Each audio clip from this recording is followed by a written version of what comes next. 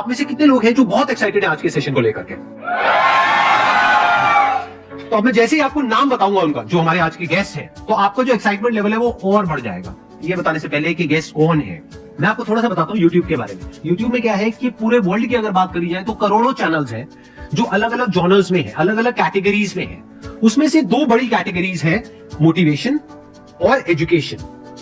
पूरे वर्ल्ड में जो वर्ल्ड का नंबर 1 मोटिवेशन चैनल है वो मेरा है, और जो वर्ल्ड का नंबर 1 एजुकेशन चैनल है किसी इंडिपेंडेंट क्रिएटर का, वो उनका है, जो कि हमारे गेस्ट हैं। उनके 17 मिलियन से ज्यादा सब्सक्राइबर्स हैं। Please Khan sir.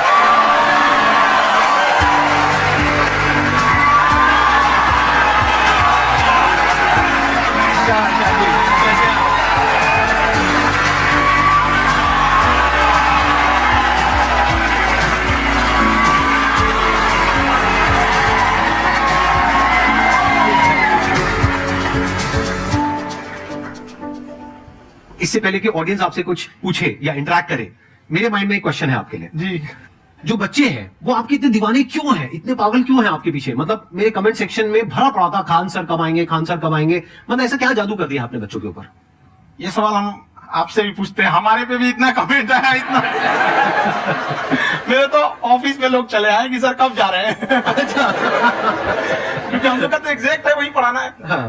तो देखिए, हम लोग का मेन है कि बच्चों को जो जरूरत रहती है, कि अगर लड़का पढ़ने आ रहा है ना, उसके मन में कोई डाउट ना रह जाए। हम उसको कहते हैं कि हम तुम्हें पढ़ा रहे हैं, दम है तो भूल के दिखाओ, याद करके नहीं। बस आप जिस प्राइस पॉइंट पे पढ़ा रहे हैं, आई थिंक वो सबसे कम है, वो बहुत ही कम है। सर, ये जो फीस का कल्चर है, ये हमारा इंडियन कल्चर नहीं है। हमारा इंडियन कल्चर गुरु दक्षिणा है, उस हिसाब से वो सही है। ऑक्सीजन जैसे जिंदगी के लिए जरूरी है, वैसे एजुकेशन जरूरी है। कोई ये नहीं कह सकता है कि पैसे की वजह से वो खान सर के यहाँ से लौट गया। क्या बात है। मैंने देखा कि आपका ये जो चैनल है कि ये पिछले 3 साल के अंदर अंदर ही ग्रो किया है। हमको जब चैनल शुरू हुआ तो एक दिन में हम 4-5 वीडियो बनाए। एक हमको कुछ आता, आज भी नहीं आता इतना, तो हम देख के कैमरा वैमरा तो हम कंफ्यूज हो गए, बाप रे। तो हम एक ही दिन में वीडियो शूट किया, पढ़ाने वाला टॉपिक था हमको। उसके बाद कभी वीडियो नहीं, 6-7 वीडियो एक ही बार शूट कर लिए। और एक जो थे जिनका कैमरा वगैरह था, मेरे पास कैमरे भी नहीं थे उस टाइम, और कैमरा 35,000 का था, तो 6 महीना इसी में लग गया, 35,000 इसी में फंस जाएगा। तो उनके कैमरे से शूट किए, उन्होंने कोई चार्ज लिया, उसके बाद हम छोड़ ही दिए। लॉकडाउन लगा, तब हम कहे आप कैसे पढ़ाएंगे, हो तो 1 दिन 2 दिन करते करते अचानक लंबा हो गया। तब हमको लगे, याद आया कि ओहो, मेरा एक चैनल भी है वहां पे।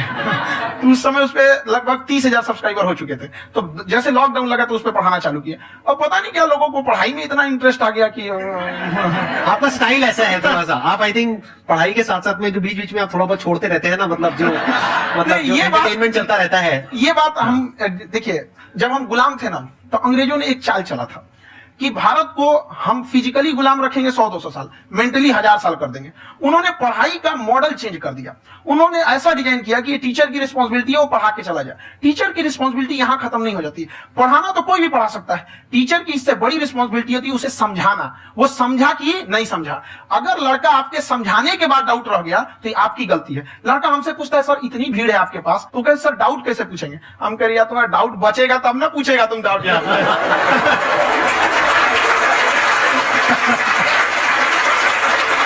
कॉन्फिडेंस नेक्स्ट लेवल है आंसर का, मानना पड़ेगा। और शायद यही वजह है इनकी जो ग्रोथ है उसका।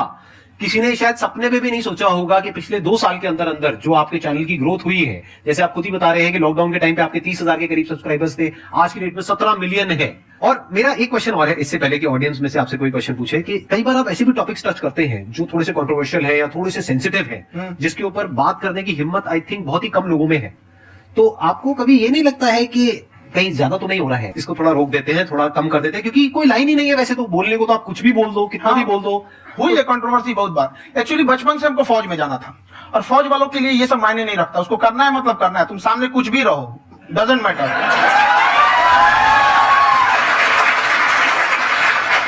और मैंने YouTube पे देखा कुछ वीडियोस में कि आपका जो इंस्टीट्यूट है वहां पर आज से कुछ साल पहले कुछ बम गिरे थे। कुछ गिरे थे, कुछ तो बहुत सॉलिड जगह गिरा था, फटा नहीं वो। मतलब आपके आसपास? हाँ, बम को भी पता है कि टीचर की इज्जत किया जाता है। क्या बात है, क्या बात है। मैं समझ पा रहा हूँ कि ये आपके अंदर जो एटीट्यूड है ये कहां से आ रहा है, क्योंकि आप बचपन से ही फौज में जाना चाहते थे, तो आप जंग के मैदान में ही खड़े हैं एक तरीके से। बस फर्क ये है कि आपके हाथ में कलम है, हथियार ना होकर के। हथियार से एक आदमी की जान जा सकती है, हाँ। कलम से बहुत ताकत होता है। शिक्षा एक ऐसा हथियार है ना, हर कुरीतियों से लड़ सकता है, हर तरह की समस्याओं से। और ये एक ऐसा हथियार है, मेटल डिटेक्टर में भी नहीं पकड़ाता है।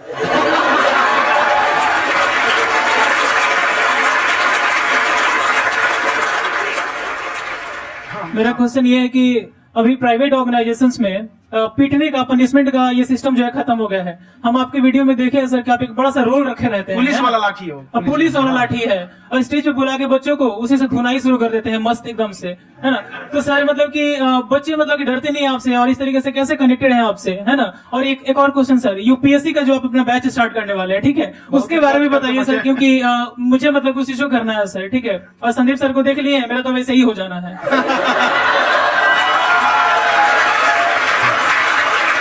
क्या हो जाना है?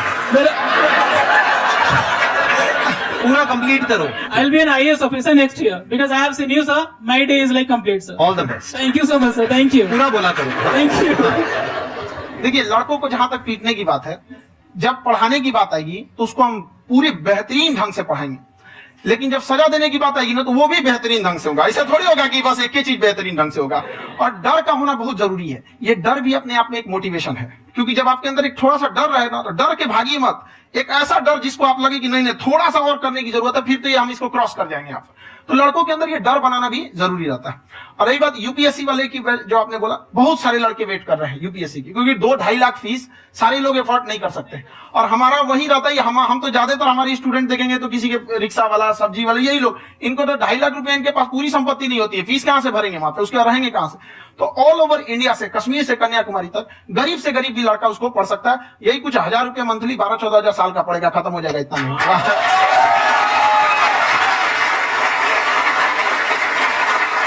ये जो डंडे वाली बात इन्होंने कही, ये सच है? मतलब आप सच में एक डंडा रखते हो? पुलिस का ही है वो।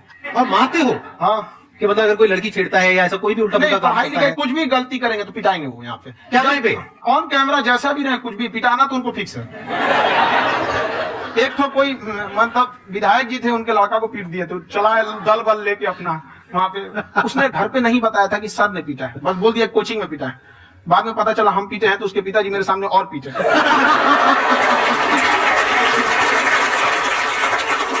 आपका सबसे बड़ा डर क्या है आप दोनों का? फौजी को डरे नहीं लगता है। बाकी अफसर से पूछिए।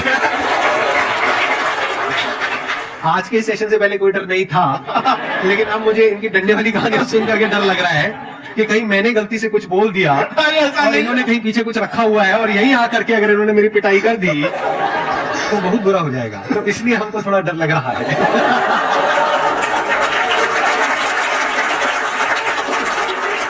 आपकी डेली कितने घंटे क्लासेस होती है? 6-7 घंटे। अभी भी खुद ही करते हो आप? हाँ, हमारे स्टाफ परेशान रहते हैं। हम 1:30-2 बजे सोते हैं, सुबह 6 बजे उठ जाते हैं, परेशान रहते हैं। अरे इतना क्यों करते हो, है ना? क्योंकि उनको भी साथ साथ लगना पड़ता है ना। उनको साथ साथ लगना पड़ता है। हम जग गए तो कोई सोया थोड़ी रहेगा, परेशान रहते। दिन में सोते ही नहीं है बेचारा, कहीं कहीं जाकर सोते रहता है। तो हम सिर्फ बांध दिए, भाई तुम इस समय सो जाना, तुम इधर सो जाना। आपकी शादी हो गई या नहीं हुई अभी? मेरी खुशहाली देख के आप आइडिया लगा सकते हैं।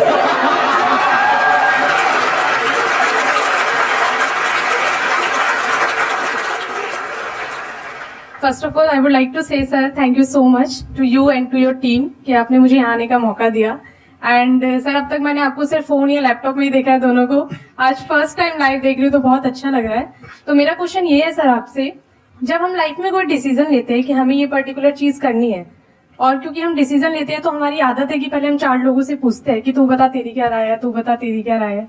तो उनमें से अगर कोई हमें कह देता है कि ये बेकार डिसीजन है मत कर, तो हमारा माइंड कहीं ना कहीं डाइवर्ट होने लगता है और उसकी वजह से हम अपना डिसीजन चेंज कर देते हैं। तो मेरा क्वेश्चन ये है कि कैसे हम अपने डिसीजन पे स्टिक रहे, कैसे हम जो दूसरे के ओपिनियन है उनको अफेक्ट ना होने दें अपने ऊपर।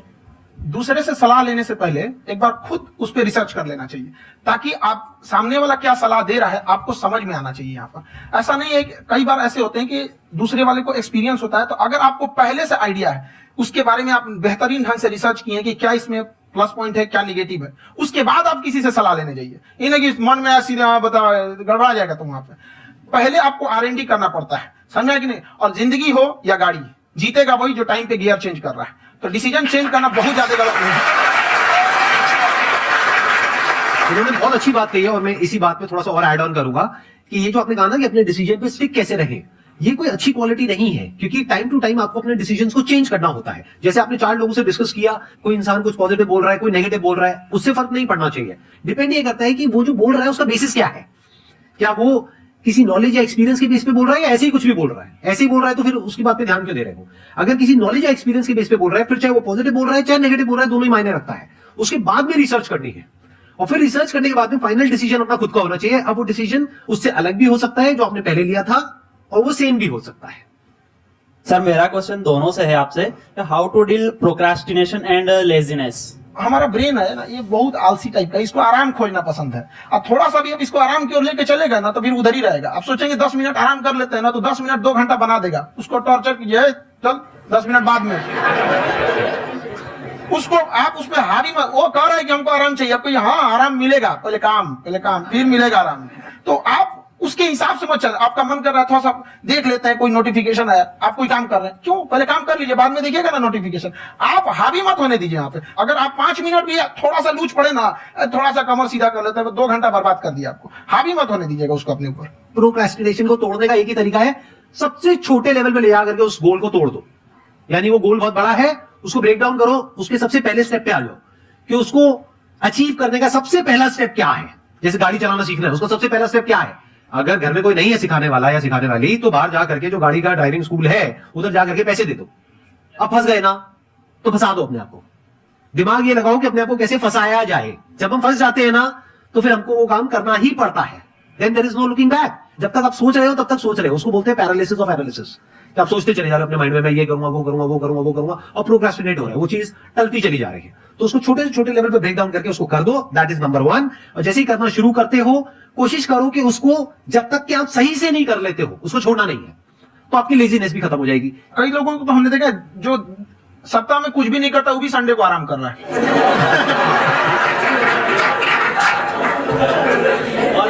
वैसे कहा भी जाता है कि अगर कोई काम आपको करवाना है ना, तो ऐसे किसी इंसान को दो जो बिजी है, हाँ। ऐसे आदमी को मत दो जो खाली है। ये परफेक्ट एग्जाम। किसी को भी आप देखिएगा जिसको आप कहते हैं कि मतलब थोड़ा ठीक ठाक आप समझते हैं कि नहीं ये बहुत आगे निकल, वो एक काम को खत्म करने के बाद कभी आराम नहीं करेगा। एक काम खत्म हुआ उसको लगेगा हाँ एक खत्म हो गया, अब दूसरा करना चाहिए। और वही जिसको देखिएगा एक खत्म हो गया और आराम करना चाहिए, कभी नहीं, लाइफ में आखिरी सांस तक। सर यहाँ पे सब हिंदी में पूछते हैं, इंग्लिश में पूछते हैं, मैं भोजपुरी में पूछूं? जौन भाषा ठीक लगे तोने में पूछ दो। हाँ सर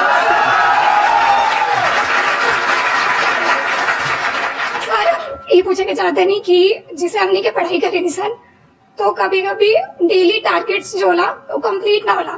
अगर टारगेट्स कंप्लीट भी होला तो फिर ऐसा इरिटेशन या फिर वो एंजाइटी या फिर कि और करना है या फिर अभी नहीं हुआ, वो चीज हमेशा रहेगा। तो वो कम कैसे करल जाए? देखिए टारगेट्स को ना हम लोग को एक अपने हिसाब से पहले फिट करना चाहिए। ऐसा नहीं कि दूसरे किसी इंसान को देख के हम टारगेट फिट कर ले। कोई लड़का 8 घंटा पढ़ रहा है, कोई पहली बार अभी पढ़ना ही चालू किया, उसको देख के 8 घंटा पढ़ेगा तो पढ़ाई छोड़ देगा। तो आप अपनी क्षमता के हिसाब से देखिए कि आप कितना पढ़ सकते हैं। अगर आपने एक घंटे को बना लिया कि हम 1 घंटा पढ़ सकते हैं, अगले 1 हफ्ते तक उसको सस्टेन रखिए। जिम में कैसे करते हैं लोग, पहले दिन उठा लीजिएगा 1 क्विंटल तो हार्ट अटैक हो जाएगा।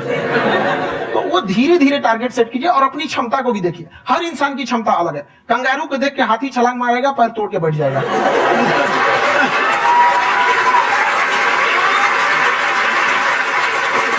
अब संदीप सर का मोटिवेशन देख के इसका मतलब क्या कि ट्रेन के आगे खड़ा हो जाएंगे, ढकेल देंगे तुमको। हालांकि ऐसा कर देते हैं, लेकिन ऐसा करिएगा लोग नहीं, क्षमता पता होना चाहिए। आपके अंदर एंजाइटी हो रही है कि मैंने कर तो लिया है, आप ये नहीं कह रहे कि मैंने कुछ भी नहीं किया है फिर मेरे को एंजाइटी हो रही है। आप ये कह रहे हो मैंने काफी कुछ कर लिया है फिर भी एंजाइटी हो रही है कि कहीं कुछ छूट तो नहीं गया है। तो बेसिकली आपको ये देखना है कि अगर आपके अंदर ये एंजाइटी हो रही है, that means you are a very good student.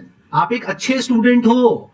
क्यों? क्योंकि बहुत सारे स्टूडेंट्स तो ऐसे हैं उनको पढ़ने के नाम से एंजाइटी होती है।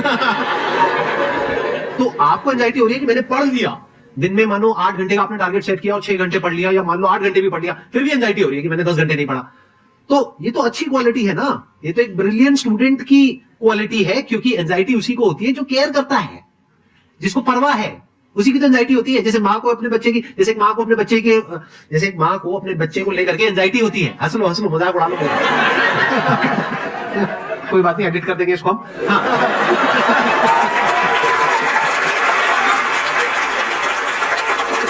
जैसे एक माँ है, उसको अपने बच्चे को लेकर के एंजाइटी होती है, थोड़ी सी भी तबीयत खराब हो जाए उसको एंजाइटी होती है, चाहे बच्चा ठीक भी है, डॉक्टर को नहीं होती है। क्यों? क्योंकि माँ को उस बच्चे से प्यार है। तो दैट मीन्स कि आप अपनी पढ़ाई को लेकर के सीरियस हो, इस वजह से आपके अंदर एंजाइटी हो रही है, विच इज नॉर्मल। जहां पर प्यार मोहब्बत होती है वहां पर थोड़ी बहुत एंजाइटी तो होती ही है ना। समझ रहे हो ना मैं क्या कहना चाह रहा हूं?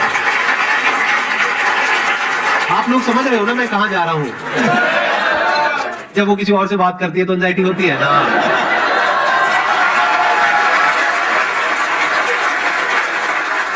सर आपकी स्टोरी हमने सुनी थी, तो एक टाइम आया था जब आप गंगा किनारे जाके बैठ गए थे।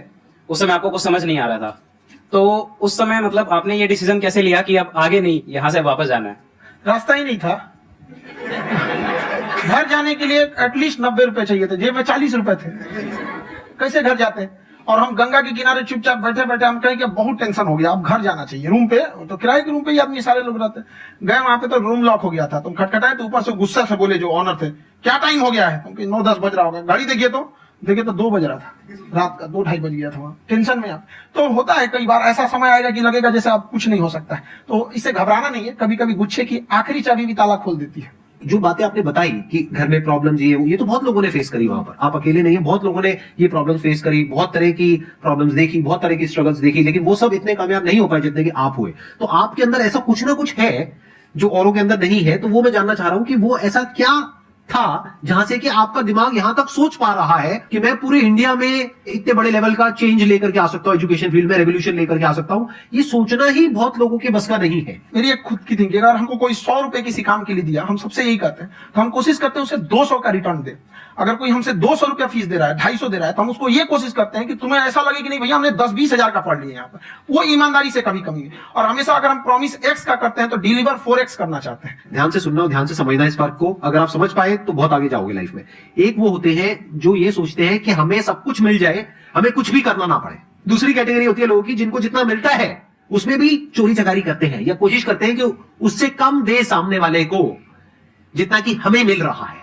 तीसरी कैटेगरी होती है लोगों की, जो इनके जैसे लोग होते हैं, वो क्या करते हैं, वो ये सोचते हैं कि अगर मैंने किसी से 1 रुपए भी लिया, देखा जाए तो 200-250 रुपए कुछ भी नहीं होता है, 200-250 रुपए अगर मैंने लिया तो कैसे उसको 400 रुपए की वैल्यू दूं। ये जो थिंकिंग है ना, यही एक फर्क होता है एक ऐसे इंसान में जो बहुत आगे निकल जाता है और उस इंसान में जो मीडियोकर रह जाता है। आप अपने आप को अपने आप के ऊपर समय दीजिए, उसको डेवलप कीजिए। जब आप अपने आप के ऊपर खर्च करते हैं तो आने वाले समय में लोग गूगल पे आपको सर्च करते हैं। क्या बात है सर, ये आपने अभी बनाया है या ये कोई पुराना आपका वो है? बनते रहता है, इसे फ्लो में बन जाता है। आपके अंदर ना सर एक कवि छुपा हुआ है कहीं ना कहीं जो बाहर आना चाहता है। कभी ना कभी आपने सोचा होगा कुछ। कभी कभी देखिए, एक चीज है, संगत का बहुत अच्छा असर पड़ता है। ये चीज को हमेशा संगति का मतलब लोग हल्के में ले लेते हैं। संगति का मतलब होता है संग संग गति। तो अच्छे लोग के साथ रहेंगे तो संग संग अच्छी गति होती जाएगी, खराब में रहेंगे तो ये भी होता है। बट अपने आप को थोड़ा सोचना चाहिए कि हम केवल जी के मर जाए इसके लिए नहीं आए हैं। लोग कहते हैं कि सर नाम क्यों नहीं बताते अपना। हमारी एक ही सोच है कि जाने के बाद इस दुनिया से हमको मतलब एक चीज देना चाहते हैं स्टूडेंट्स को कि वो याद करें कि इस पैसे की भाग दौड़ की दुनिया में हर कोई दोनों हाथ से लूटने में लगा है, खाली हाथ जाने के लिए। ये सबको लगा है। तो हर कोई को ये सोचना चाहिए कि था कोई इंसान जो इतने कम फीस में इतनी शिक्षा जो महंगी थी, जो कमाने का रास्ता था, उसको भी एकदम कंपटीशन इतना कर दिया कि अब लोगों को अपनी फीस बढ़ाने में डर लगता है कि अरे यार, लड़का कमेंट करता है कि खान सर इतना ले रहे हैं, आप बहुत बड़ा टीचर हो गए।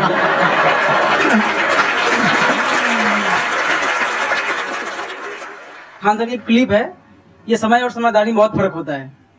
अगर समय रहते समझदारी आ गई तो इंसान कामयाब हो गया, लेकिन अगर समय चला गया फिर समझदारी आई फिर तो बेकार है। तो सर मतलब कुछ आपको ऐसी चीज लाना चाहिए जो मतलब बच्चों जो तैयार हो रहे हैं उनको ये चीजें मतलब एंड टाइम पे दिखे। समझ रहे हैं मेरी बात? नहीं समझ?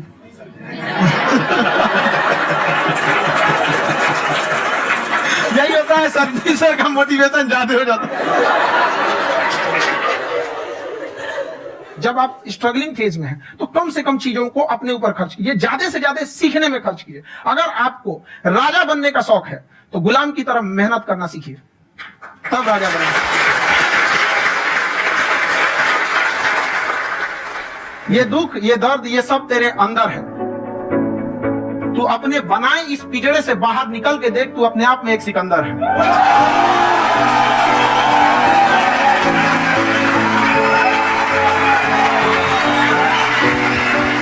Thank you so much sir for coming. बहुत मजा आया मेरे को आपके साथ में इंटरेक्ट करके। आई एम श्योर आप लोगों को भी बहुत मजा आया होगा।